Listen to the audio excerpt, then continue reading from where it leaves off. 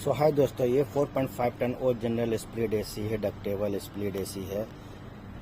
इसका आज हम लोग रेफ्रिजरेशन साइकिल के बारे में जाने हैं तो कैसे चलता है। जब हमारा ये कंप्रेसर चलता है तो कंप्रेसर चलने के बाद जो ये डिस्चार्ज लाइन है, ये हाई प्रेशर हाई टेम्परेचर जो वेपर जाता है ये हमारा कंडेंसर में जाता है। ठीक है, कंडेंसर में जब आ जाता है तो इसका प्रेशर कम से कम 280 और 300 के ज़्यादा होता है।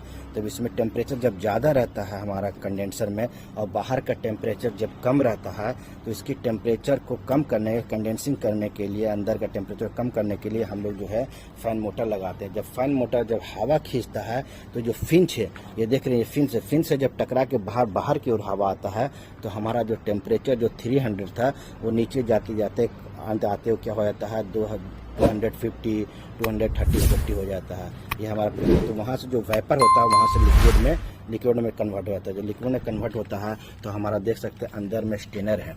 वो स्टेनर से जब सप्लाई होता है, स्टेनर क्या करता है, जब अंदर में गैस के साथ में जो आपका जो है ये होता है मॉइस्चर होता है या कचरा होता है उसको अलग करता है। अलग करने के बाद ये देखिए कैपिलरी है, कैपिलरी के अंदर जब जाता है गैस हमारा लिक्विड जाता है।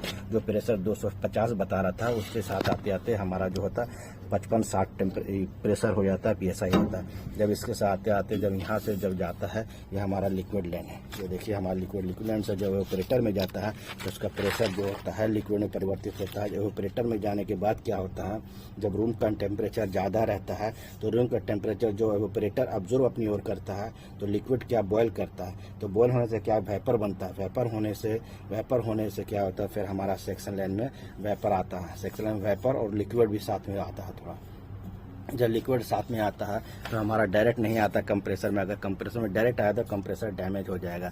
तो ये आता है कहाँ, एक्यूमुलेटर है। देखिए एक्यूमुलेटर से होते हुए जो वेपर आता है वो एक्यूमुलेटर से होते कंप्रेसर में चला जाता है और जो एक्यूमुलेटर में आने के बाद फिर जो लिक्विड बचता है वो भी वेपर बनते बनते फिर आपका कंप्रेसर में आ जाता है। ये देखिए एक्यूमुलेटर से होते हुए ये एक्यूमुलेटर का है, फिर कंप्रेसर में आ जाता है। तो इस तरह से हमारा कंप्रेसर से रिसाइकिल होता रहता है। पहले कंडेंसर से फिर जाता है स्टेनर से फिर ऑपरेटर से होते हुए फिर हमारा एक्यूमुलेटर फिर होते हुए ये हमारा कंप्रेसर में आता है। तो इस तरह से रिसाइकिल होता है गैस का। Thank you for watching video.